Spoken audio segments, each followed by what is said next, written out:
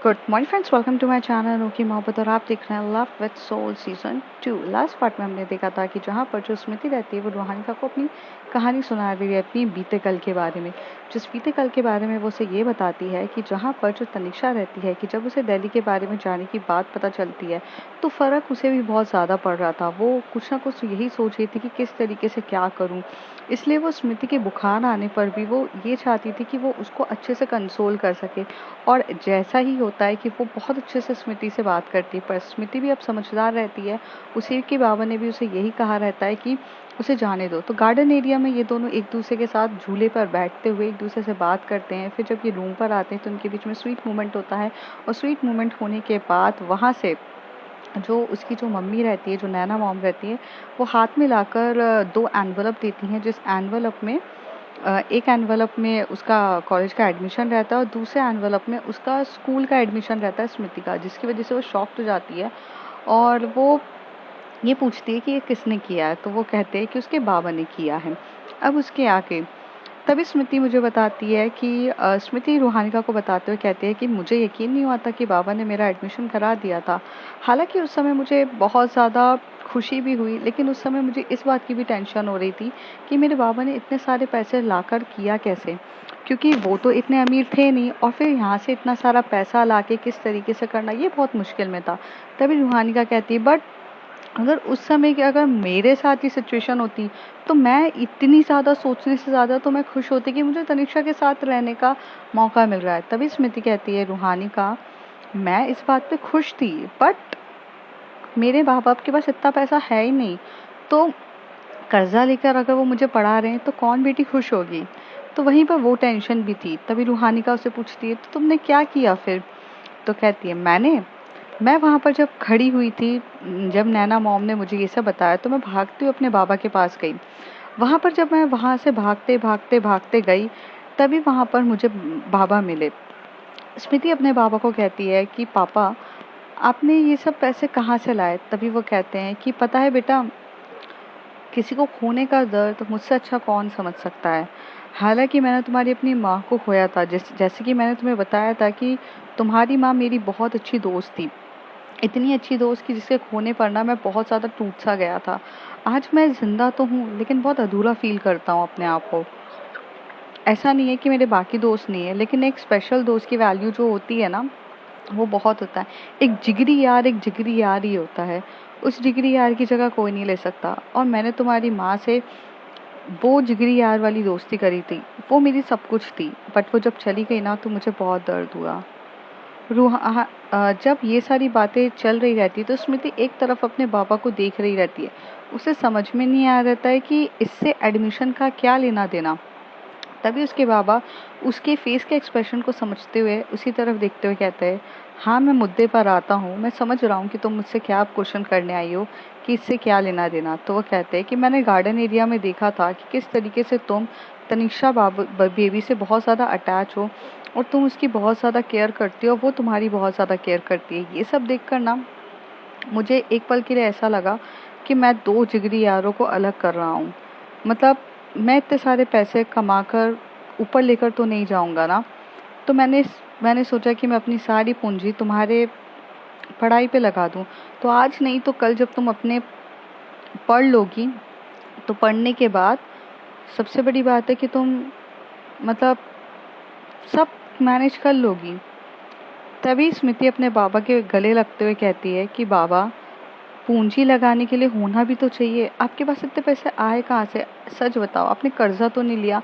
मैं रह लूंगी तनिषा के बिना, मुझे इतनी प्रॉब्लम नहीं है, लेकिन मुझे ये दर्द और ये चीज़ के साथ मैं नहीं रह सकती कि मेरे बाबा ने मेरी ख्वाहिश को पूरा करने के लिए अपने आप को गिरवी रख दिया।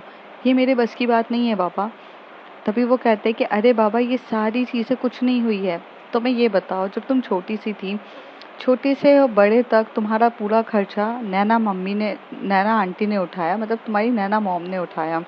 हर चीज़ के लिए पैसा वो दे रही थी। तुम बताओ, मैंने तो कोई चीज़ के खर्च ही नहीं करे। वक्त के साथ साथ जो हमारे सूरज सर हैं, उन्होंने वक्त के साथ साथ मेरी पगार भी तो बढ़ाई है, जैसे जैसे बढ़ती गई उन्होंने मेरी पगार बढ़ाई, ये सोचते हुए कि भाई इसकी बेटी भी बड़ी हो रही है तो आज नहीं तो कल इसको खर्चा भी होगा, तो उन्होंने मेरी पगार भी बढ़ाई, मुझे उनके घर पे रहने का मौका भी मिला। खर्चा मेरा इतना कुछ होता नहीं है, आधे से ज़्यादा खाना तो तुम नैना मॉम के वहाँ खा लेती थी, मैं तो 2 सब्जी में भी, दाल चावल में भी खाना मतलब चल रहा था, तो मेरे पास पैसे बहुत बचे और वही सारे पैसों को जमा करते हुए मैं तुम्हारे आज पढ़ाई पे लगाऊंगा, जो 11th और 12th के लिए होगा। और दूसरी चीज़, तुम्हारी माँ के कुछ गहने भी थे, वो गहने को भी हैं, वो मैं ये नहीं कह रहा हूँ कि वो गहने मैंने यूज़ कर लिए, बट वो गहने हैं, तुम आगे पढ़ाई करो, कुछ प्रॉब्लम नहीं है, और मैं तुम्हारे पास पैसे भेजता रहूँगा और तुम्हें जैसे जैसे ज़रूरत पड़ेगी मैं हर चीज़ करूँगा, तुम टेंशन मत लो। तभी वो अपने बाबा के गले लगते हुए कहती है कि बाबा, मुझे बहुत खुशी हो रही है कि आप मेरे लिए इतना सब कुछ कर रहे हो, और इतनी ज़्यादा खुशी के बारे में मैं क्या कहूँ, मतलब मैं समझ में नहीं आ रहा है। दूसरी तरफ जो तनिषा रहती है वो खिड़की से देख रही रहती है कि स्मृति कितनी खुश है उसके बाबा से बोलते हुए, दोनों के बीच में इमोशनल पना हो रहा है। तभी उसकी मॉम उसके पीछे से हाथ रखती है और बोलती है कि तुम खुश नहीं दिख रही हो मुझे। तो कहती है मैं खुश हूँ मम्मा, मैं क्यों नहीं खुश होंगी, आपने मेरी बात को सुन लिया और मुझे जाने का मौका मिल रहा है। तो कहती है पर तुम अपना खुद का एडमिशन फॉर्म देख के खुश नहीं हुई हो। नहीं, वो तो ठीक है, होना ही था, बट ये बेस्ट कॉलेज है दिल्ली का, तुम्हारा बेस्ट कॉलेज की दिल्ली में एडमिशन हो रहा है। यहाँ पर एडमिशन होने के लिए ना 2 महीने लगते हैं, जो तुम्हारे डैड क्रैश कोर्स की बात कर रहे थे ना, वो क्रैश कोर्स देख के एक क्या बोलते, एक वहाँ का एंट्रेंस एग्ज़ाम देना रहता है, उसके बाद वो एडमिशन मिलता है। तुम्हें ये सब करने की ज़रूरत ही नहीं पड़ रही है, तुम्हारा एडमिशन तुरंत ही हो गया है, सो तुम्हें खुशी किस बात की नहीं हो रही है। तो अपने टर्न होके बोलती कि कुछ खुशियाँ बहुत इंपॉर्टेंट होती है खुद से भी ज़्यादा। हर बार हम अपने बारे में सोचें, मॉम ये भी तो सही बात नहीं है ना। मैं खुश हूँ, इसलिए नहीं कि मैं अच्छे कॉलेज में एडमिशन ले रही हूँ, वो तो मैं अपनी काबिलियत पे भी ले लेती, और अगर अब मतलब पापा मुझे एडमिशन में डालना चाहते तो वो भी हो जाता। बट मैं खुश इस बात के लिए हूँ कि मेरे साथ स्मृति जा रही है, उसकी खुशी देखो ना मम्मा, उसकी खुशी कितनी अलग है, वो कितनी ज़्यादा खुश है, उसको खुशी देखते हुए मैं खुश हूँ। तभी उसकी मम्मी ना कुछ अजीब सा चेहरे पे देखती हैं तनिष्का के। तनिष्का को अपने एडमिशन से ज़्यादा उसकी खुशी महसूस हो रही थी। तभी उसकी तनिष्का की मॉम जो रहती हैं वो उसकी तरफ देखते बोलती है, तनिष्का, इस कुछ महीनों में, या ये कहूँ कि इस कुछ सालों में तुम बहुत बदल सी गई हो। तो वो अपनी मम्मी की तरफ देख के बोलती, ये बदलाव अच्छा है या बुरा है? तो कहती हैं पता नहीं, अच्छा भी हो सकता है, बुरा भी हो सकता है, मुझे नहीं पता, पर ये बदलाव बहुत अलग है, मैं समझ नहीं पा रही हूँ इस बदलाव के बारे में, पर बहुत कुछ अलग हो रहा है। तो कहती है, मम्मा आप कुछ ज़्यादा सोच रहे हो, वैसे आपने ही तो सिखाया ना, दूसरों की मदद करना, दूसरों की खुशी में खुश होना, इसे ही तो इंसानियत कहते हैं। तो कहती है, कहते हैं, बिल्कुल कहते हैं, बट अटैचमेंट और किसी के साथ उसी की चीज़ में डूब जाना, ये भी तो गलत है ना। अक्सर चाय में भी बिस्किट जब ज़्यादा देर रहता है डूबा हुआ तो वो टूट जाता है। उसी तरीके से ज़िंदगी में अगर हम किसी की लाइफ में बहुत ज़्यादा रहते हैं तो वो हमें इंसान तोड़ भी देता है। तो इसलिए खुद की सेल्फ रिस्पेक्ट, खुद का कंट्रोल अपने ऊपर भी रखना ज़रूरी है। और मुझे ऐसा लग रहा है कि तुम स्मृति के ऊपर पूरी तरीके से डूबती जा रही हो, ये सही नहीं है। तभी तनिषा को लगता है कि मम्मी को कुछ डाउट ना हो, मतलब कुछ अलग ना हो और शायद वो कैंसिल ना कर दे, इसके लिए वो एकदम से अपनी मम्मी को कहती है, ऐसा कुछ नहीं है, मैं स्मृति के लिए खुश इसलिए हूँ क्योंकि स्मृति क्या है, मिडिल क्लास की है मॉम, और फिर भी वो इतने बड़े सपने को जीना चाह रही है कि यही है और कुछ भी नहीं है। आपकी बेटी आपकी ही है और हमेशा आपकी ही रहेगी, आप इस बात की टेंशन मत लो। ये बोलते हुए अपनी मम्मी को हक करते हुए बोलती है, मैं भी बहुत खुश हूँ। दूसरी तरफ जो हमारी स्मृति रहती है वो अपने बाबा के साथ जाती है, उसके बाबा बोलते हैं कि क्या क्या तुम्हें लेकर जाना है वो पैकिंग कर लो, और सब यहाँ पे पैकिंग करने के लिए तैयार होते हैं। 2 दिन के बाद, और 2 दिन के बाद इन लोगों ने सारी पैकिंग कर ली थी, सब कुछ रख लिया था, जो कुछ भी जैसे जोर दे सकते थे वो दिया। पर जैसे ही पैकिंग ख़त्म होती है तो जो हमारी तनिषा रहती है वो एकदम से स्मृति के पास जाती है और बोलती है कि तुमने पैकिंग कर ली है कि नहीं। स्मृति बोलती है कि हाँ मैंने पैकिंग कर ली। तो तनिषा उसका बैग लेती है, उसका बैग ओपन करती है तो वो कहती है कि ये सब चीज़ें लेके जाओगी तुम? तो वो कहती है मतलब? तो कहती है कि तुम पागल हो गई हो क्या, ये सारी चीज़ें नहीं ले जा सकते हैं। अब तुम एक नए स्कूल में जाओगी, नई चीज़ें होंगी, नए लोग होंगे, ये सब मत ले जाओ। तो कहती है तो क्या ये कपड़े मैं फेंक दूँ अपने? तो कहती है कि नहीं, ये कपड़े अच्छे हैं तुम रखो, लेकिन कुछ नए कपड़े भी तो लेके जाना पड़ेगा। तुम ये वाले कपड़े नहीं पहन सकती हो, मतलब ओके फाइन, तो हम शॉपिंग पे चलते हैं। तभी एकदम से स्मृति जो होती है वो तनिषा का हाथ पकड़ के बोलती है नहीं नहीं तनिषा, मुझे नहीं जाना है, मुझे बिल्कुल भी नहीं जाना है शॉपिंग पे। तुम्हें नहीं पता, शायद तुम्हारे लिए शॉपिंग करना, ये छोटे छोटे पैसों को खर्च करना बहुत बहुत ज़्यादा कॉमन चीज़ है, बट मेरे लिए नहीं है। मेरे लिए ये ना बहुत इम्पॉर्टेंट है। I mean for me it's money is very very important for me and it's matter. यार मेरे पापा के पास इतना पैसा नहीं है कि मैं अपनी ये सब चीज़ें शॉपिंग पे लगा सकूं और शॉपिंग पे ये सारी चीज़ें मैं खर्च करूं। प्लीज़ ट्राई टू अंडरस्टैंड, मेरे बस का नहीं है। मैं सिर्फ इतना कहना चाहती हूँ कि मैं यही कपड़ों में गुजारा करने के लिए तैयार हूँ, क्योंकि स्कूल की तो खुद की यूनिफॉर्म होगी ना, तो वो पहन लेंगे हम, उसके लिए पापा ने पैसे दिए हैं, स्कूल के यूनिफॉर्म हम खरीद लेंगे, तो वहाँ थोड़ी ना मैटर करता है। और बाहर अगर मैं ये कपड़े पहनूं तो कौन देख रहा है मुझे, कोई तो मुझे जानता नहीं है। तभी तनिषा उससे बोलती कोई नहीं जानता मतलब, मुझे तो जानते हैं ना, तुम दिन भर मेरे साथ रहोगी और मेरे साथ जाओगी तो ये कपड़े पहन के मैं तुम्हें बाहर लेके जाके घूम नहीं सकती हूँ। आई मीन ये घरेलू कपड़े हैं। आई मीन मैं ये नहीं कह रही हूँ कि तुम अपने बाबा के ऊपर प्रेशराइज करो, मैं तुम्हारी शॉपिंग कराती हूँ, मम्मी है ना, मम्मी से पैसे लेके चलते हैं। तो कहती पागल हो गई हो क्या तनिषा, हर टाइम ना तुम आंटी को परेशान क्यों कर रही हो? तो ये नहीं चाहिए वो नहीं चाहिए, तो तुम क्या चाहती हो, ये वाले कपड़े पहन के जाओगी तुम? तो कहती कि हाँ अगर तुम्हें इतना ही शर्मिंदा फील हो रहा है मेरे साथ रहने में, तो मैं तुम्हारे साथ कभी बाहर नहीं जाऊंगी घूमने के लिए। तो तभी वो कहती स्टूपिड, मैंने ये नहीं कहा। आह, छोड़ो। वो जाती है अपने कबर्ड में बहुत सारी ड्रेसेस रखी रहती है जो ऑलरेडी तनिषा यहाँ पे छोड़ के जाने वाली थी, क्योंकि उसके लिए वो शायद से ड्रेसेस इतनी मैटर नहीं करती, और अब वो न्यू यूनिवर्सिटी में जा रही थी तो उसने बहुत सारी नई नई ड्रेसेस खरीदी थी। उसने इस 2 दिनों में काफ़ी शॉपिंग करी थी अपने मॉम के साथ जाकर, और जो ड्रेसेस अब पुरानी हो चुकी थी उसमें वो नहीं जाती। तो एक काम करते हैं, फटाफट जो वो सारी ड्रेसेस रहती है वो सारी ड्रेसेस को उठाती है और उठाकर यहाँ पर लाके उसके बैग में जगह करती है और रख देती है, और कुछ ड्रेसेस को वो अपने खुद के बैग में भी एडजस्ट कर लेती है और कहती है ये ड्रेसेस लो। तो कहती है ये तो तुम्हारी ड्रेसेस है ना, तो कहती है अब तुम्हारा मेरा छोड़ो, ये सारी ड्रेसेस रखो। और कहती है कि जाओ पैकिंग कर लो। कुछ ऐसी ड्रेसेस रहती है, बहुत यूनिक ड्रेसेस रहती है, जो जैसे कि उस समय की जो स्पेशल पार्टीज में होती थी वो एक या दो ड्रेस वो भी रख लेती है। और वहीं पर इनकी पूरी पैकिंग हो जाती है और शाम के 9 बज के 20 मिनट पे इनकी ट्रेन रहती है, जो डायरेक्ट देहरादून से इनको लेकर जाएगी दिल्ली।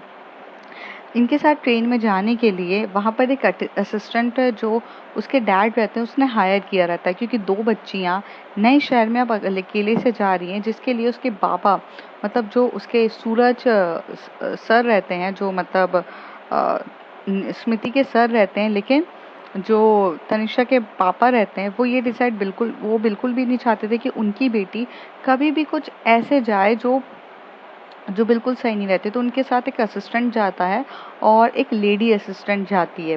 वो दोनों वहाँ पर जाते हैं, उन्हें एक प्रॉपर तरीके से पूरा रात का सफ़र रहता है। जब रात का सफ़र रहता है तो इन लोगों ने एसी बस करी रहती है, जिसमें मतलब सॉरी एसी ट्रेन करी रहती है, जिसमें अपार्टमेंट्स रहते हैं। तो रात के टाइम पर ना जो हमारी स्मृति थी वो मतलब ऐसे जो बोलते हैं ना, एकदम जू जू जू करके आवाज़ें आ रही थी। तो यहाँ पर तनिषा को ना कुछ अजीब सा लग रहा था। तनिषा जब एकदम से देखती है स्मृति की तरफ, तो स्मृति सोते हुए उसकी आंखों में से आंसू आ रहे थे। अब ये क्यों आ रहे थे ये बात तो तनिषा को समझ में नहीं आई थी। तो तनिषा उठती है और उठ के एकदम से उसकी तरफ देखती है कि ये रो रही है, सो रही है, या क्या हो रहा है। थोड़ी देर के बाद वो उठती है, उसके बालों पे फेरती है, तो उसकी आंखों में से आंसू गिर रहे रहते हैं। तभी वो एकदम से उसको उठाती है, क्या हो गया, तुम रो क्यों रही हो? तो कहती है मैं अपनी लाइफ में कभी भी अपने डैड से मतलब अपने बाबा से इतने दूर नहीं रही हूँ। मुझे बहुत बहुत ज़्यादा बुरा लग रहा है। मेरे पापा, मानती हूँ कि मैं तुम्हारे साथ तुम्हारे रूम को शेयर करती थी, बट कभी भी अपने पापा की नज़रों से अलग नहीं हुई थी। और मेरे पापा के पास सिर्फ मैं ही थी, मतलब देखा जाए तो बाकी लोग, बाकी सब लोग थे, लेकिन सिर्फ मैं ही थी उनके पास। और अब वो भी चली गई हूँ तो मुझे बहुत बुरा लग रहा है।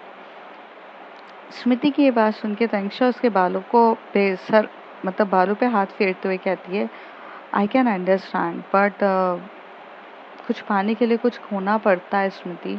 मैं मानती हूँ कि तुम्हारे पापा के साथ तुम्हारा रिलेशन बहुत स्ट्रांग था, लेकिन सच बात तो ये है ना कि कभी ना कभी तो हमें जाना ही पड़ता है। और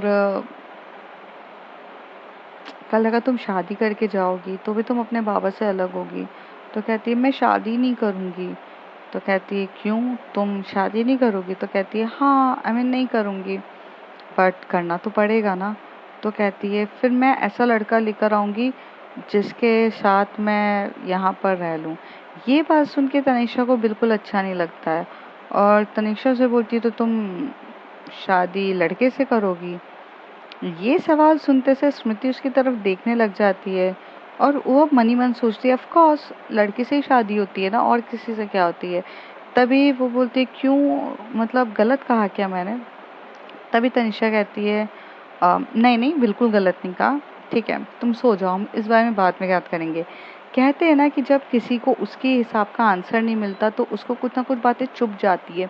तो ऐसा ही होता है कि उसको ये बात चुभ गई थी, और चुभ कर वहाँ से जाके अपनी मतलब सो जाती है। और उसे इस बात का पता नहीं अंदर ही अंदर बहुत ज़्यादा गम टाइप का होता है कि यार वो बॉयफ्रेंड बनाएगी या फिर वो अपना हस्बैंड बनाएगी, फिर मेरा क्या होगा। ये सारे सवाल उस समय तनिषा के दिमाग में चल रहे रहते हैं। लेकिन तनिषा के दिमाग में जब ये सारे सवाल चल रहे रहते हैं तो वो स्मृति की तरफ ना एक बार देखती है ना कुछ बोलती है। स्मृति सब इसकी तरफ देख के बोलती है कि क्या मैंने कुछ गलत कह दिया है, क्या कुछ ऐसा कह दिया है जो इसे बहुत ज़्यादा बुरा लग रहा है। बट मैंने तो कुछ भी गलत कहा भी नहीं है, अब मैंने क्या कर दिया। अब हमेशा से स्मृति को तनिषा के गुस्से से बहुत डर लगता था, क्योंकि वो रूठ जाती थी तो उसको मनाना कोई इतना इजी था नहीं। ऐसी समय चल रहा रहता है। थोड़े टाइम के बाद ये लोग ट्रेन से वहाँ पहुँच जाते हैं। जैसे ये लोग पहुँचते हैं तो वहाँ पर इनका मतलब ये लोग एक हॉस्टल में जाते हैं, जिस हॉस्टल में वहाँ पर एक रूम अलॉट रहता है जिसमें डबल शेयरिंग रहती है। और ये नैना मैम ने उनको इंस्ट्रक्शन दिए थे कि दोनों बच्चे एक साथ ही एक रूम में ही रहने चाहिए, दोनों को मतलब अलग अलग नहीं चाहिए। वो दोनों साथ में पढ़ेंगी, साथ में रहेंगी, और इस हिसाब से उनके रूम मिल जाते हैं। और दोनों जो असिस्टेंट, एक मेल और फीमेल रहती हैं, वो लोग वहाँ पर नैना मैम को फ़ोन करती हैं, उनको इन्फॉर्म करती हैं और चली जाती हैं। अब हॉस्टल्स के नए दिन रहते हैं। तभी ये लोग जब अपना सामान रखते हैं, पूरा बैग वैग रखते हैं, तभी वहाँ पर जो हमारी तनिषा रहती है वो एकदम से जाकर बिस्तर पे पूरे तरीके से लेट जाती है और सोचने लगती है वाह, कम से कम अब ट्रेन का ट्रैवल तो हटा। तभी वहाँ से स्मृति कहती है कि तनिषा, हम रात को पूरा सफ़र करके आए हैं, तुम्हें नहीं लगता कि तुम्हें नहा लेना चाहिए? तो कहती है कि हाँ, तुम्हें लगता है तो तुम नहा लो ना, मैंने कब मना किया है, गो नहा लो, ऐसे बोलती है। और तनिषा अपना सर एकदम टर्न करके बेड पे सो जाती है। स्मृति को भी सही नहीं लगता है, क्योंकि उसको ट्रैवल करके आई रहती है तो उसे अच्छा नहीं लगता है, तो वो नहाने चली जाती है। अब नहाने के लिए वो बहुत प्यार से चली जाती है, बट नहाते टाइम ऐसा होने लगता है कि ऐसा होने लगता है कि जो पानी रहता है वो ख़त्म हो जाता है, और उसके मुंह पर साबुन लगा रहता है। और वो एकदम से चिल्लाती है तनिषा तनिषा तनिषा। तनिषा नींद में रहती है, क्योंकि वो हल्की हल्की उसकी नींद लग चुकी रहती है। वो उठती है, कहती है ये तो स्मृति की आवाज़ है, ये क्यों चिल्ला रही है घर पे रहकर। तो वो उठती है, एकदम से बोलती है क्या है तुम्हें, तुम क्यों चिल्ला रही हो बाथरूम से? तो कहती है वो मेरी मदद करो ना, प्लीज़ मेरी मदद करो। तो कहती है कि अब क्या हुआ है? तो कहती है वो पानी नहीं आ रहा है। तो कहती है क्या? बोलती है पानी नहीं आ रहा है। तो कहती है अच्छा रुको, मैं अंदर आती हूँ। तो कहती है क्या अंदर आओगी, मैंने कपड़े नहीं पहने, मैं नहा रही हूँ, तो प्लीज़ पानी नहीं आ रहा है, जाके बाहर वार्डन्स वगैरह से बोलो ना कि पानी आने के लिए। तभी वो कहती है अच्छा ठीक है। तो फिर वो वहाँ से जाती है, जाकर वार्डन से बात करती है। तो वहाँ पे जो उनकी वार्डन रहती है वो बिल्कुल ना लड़कों जैसी रहती है, एकदम टॉम बॉय टाइप। और वो एकदम से बोलती है हाँ बोलो। तो वो कहती है कि पानी नहीं आ रहा है। तो वो कहते हैं कि अच्छा पानी नहीं आ रहा है तो पानी तो बेटा आता नहीं है, यहाँ पर अभी कटौती चल रही है पानी की। तो कहती है मतलब मैं समझी नहीं। तो वो कहते हैं कि बेटा यहाँ पे ना सुबह सिर्फ 2 से 3 घंटे पानी आता है, बाकी तो बच्चे लोग हॉस्टल वगैरह चले आते हैं, फिर रात को पानी मिलता है। तुम लोग थोड़े से गलत टाइम पे आए हो, तुम्हें आते आते थे 12 बज चुके हैं यहाँ पर। तो फिर तुम एक काम करो, पानी तो ख़त्म हो चुका है, अभी नल में पानी तो नहीं आएगा, कटौती चल रही है, कुछ 1 हफ्ते की कटौती है, इसके बाद ना पानी आने लग जाएगा। तो कहती है बट अभी क्या करूँ। तो कहती है अभी तो एक काम करो, ये बाल्टी भर पानी है इसे लेके जाओ। तो कहती है मेरा रूम 2nd फ्लोर पर है, मैं इतना ये बाल्टी भर के पानी कैसे लेके जाऊँगी। तो कहता है अरे तुम मत ले जाओ, तुम अपने रूम से अंदर रख लेना, मैं यहाँ पे बंदा है उसको भिजवा देती हूँ। तो वहाँ से वो बोलती है रामू काका, रामू काका। फिर रामू काका आते हैं, वो एकदम से बाल्टी पकड़ते हैं और पूरा 2nd फ्लोर तक बाल्टी का पानी लेके जाते हैं। और पानी लेके जाके बोलते हैं कि मैडम मैं बाथरूम में रख दूँ। तभी उसको याद आता है नहीं नहीं मैं रख दूँगी। थोड़ी देर में जो बाल्टी रहती है वो थोड़ी भारी रहती है, और तनिष्का की आदत नहीं रहती कि कोई भी भारी सामान उठाने की। फिर भी वो पानी को उठाती है और बोलती है कि स्मृति गेट ओपन करो, मैं पानी लाई हूँ। तो स्मृति गेट ओपन करती है और वो पानी जो रहता है वो अंदर तक बाल्टी में रहती है। जो बाथरूम रहता है काफ़ी बड़ा रहता है, एकदम छोटू सा कोंजू सा नहीं रहता है, काफ़ी बड़ा रहता है। वो बाल्टी वहाँ पे रख देती है। जैसे ही वहाँ पे वो बाल्टी में पानी रखती है, थोड़ा सा वो पीछे होती है और पीछे होके बस जाने ही वाली रहती है, तब वो स्मृति की पूरी बॉडी का फर्स्ट टाइम नज़ारा देखती है। तनिष्का ने फर्स्ट टाइम स्मृति की बॉडी पूरी तरीके से देखी थी। हालांकि उसने कभी उसको पूरी ना कपड़ों के देखा ही नहीं था, पर आज वो पहली बार उसे बिना कपड़ों के देख रही थी और वो देखती रह गई। तभी स्मृति बोलती है कि तनिष्का पानी रख दिया। तो कहती है हाँ। तो फिर वो क्या बाल्टी के ऊपर ऐसा ऐसा हाथ करती है, थोड़ा सा पानी लेती है और अपने मुंह पे डालती है, और मुंह पे डाल के जो मुंह पे का साबुन रहता है वो सब निकालती है। और उसे भी ध्यान नहीं रहता है कि उसने कपड़े नहीं पहने स्मृति ने। तो वैसे ही खड़ी हो जाती है और एकदम से टर्न होती है पूरे तरीके से। अभी क्या होता है, अभी जितने भी उसे नज़ारे देख रही रहती है वो बिना कपड़ों के वो टेढ़ा होके देख रही रहती है। फिर थोड़े टाइम के बाद वो जब नज़ारे देखती है तो वो पूरा एकदम सीधे हो जाती है, और एकदम से जो स्मृति रहती है वो उसकी तरफ देख के बोलती है थैंक यू तनिष्का हेल्प करने के लिए, मैं सच्ची में बिना पानी के नहा रही थी यार, पूरा साबुन लग चुका था। और जो स्मृति की नज़र रहती है वो उसके फेस पे कम उसकी बॉडी पे ज़्यादा रहती है। तभी वो एकदम से बोलती है, स्मृति एकदम से नजर देखती है तो कहती है क्या कर रही हो तुम मुझे ऐसे देख रही हो, शर्म नहीं आती तुम्हें, क्या कर रही हो तुम, ऐसे जोर से चिल्लाती, तुम पागल हो। तो तनिष्का कहती है मेरी क्या गलती है, तुम ऐसे खड़ी हो, तुम मेरी क्या गलती है। और थोड़ी देर में वो उसे बोलती है भागो यहाँ से, और उसे ऐसे धक्का दे देती है और खुद गेट लॉक करने लगती है। उसकी हार्ट बीट बढ़ने लगती है। दूसरी तरफ जो रहती है तनिष्का, उसकी भी हार्ट बीट इतनी फास्ट हो रही रहती है कि जैसे जैसे वो देख रही रहती है उसे बहुत अजीब सा फील होने लगता है। यहाँ पे तनिष्का को अभी भी समझ में नहीं आया रहता है कि उसके साथ हो क्या रहा है, क्योंकि इतना इजी नहीं रहता है कि हर एक एक चीज़ को समझना।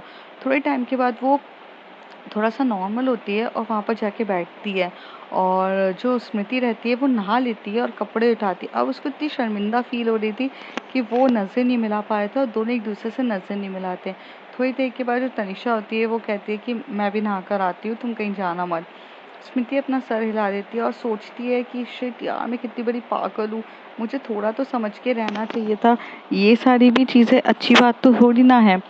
थोड़ी देर के बाद जो रहती है हमारी तनिष्का, वो भी नहा धो के आ जाती है और ये नीचे जाते हैं, कैंटीन रहती है वहाँ पर खाते हैं। फिर धीरे धीरे ये लोग जो ये जो कैंपस रहता है वो घूम रहे रहते हैं। फिर होता है फिर स्कूल वगैरह। अब मैं यहाँ बता देती हूँ, जिस यूनिवर्सिटी में एडमिशन हुआ रहता है उसी यूनिवर्सिटी का अपना खुद का स्कूल भी रहता है, और वो एक बड़े से कैंपस में रहता है, और उसी कैंपस में वो लोग वहाँ पर दोनों साथ में रहते हैं। और अब थोड़ी सी फास्ट फॉरवर्ड करते हैं। अब यहाँ पर जो रहती है स्मृति स्कूल जाने लग जाती है, और जो हमारी तनिष्का रहती है वो कॉलेज जाने लगती है। और कॉलेज स्कूल जाने के बाद सेम उनका सेम रूटीन रहता है। शाम को ये लोग आते हैं, साथ में मिलके पढ़ाई करते थे, खाना खाते थे, हर एक एक चीज़ ऐसी होती थी। और ये दोनों थोड़ा सा वक्त बिता के स्कूल के जो कैंपस रहता था वहाँ पे वॉक करने के लिए भी जाते थे। ऐसी इनकी लाइफ अच्छे तरीके से चल रही थी अनटिल अनलेस कि इनकी वो रात नहीं आती है। तो अब फ्रेंड्स देखते हैं आगे क्या होता है। If you like my story, like share and subscribe.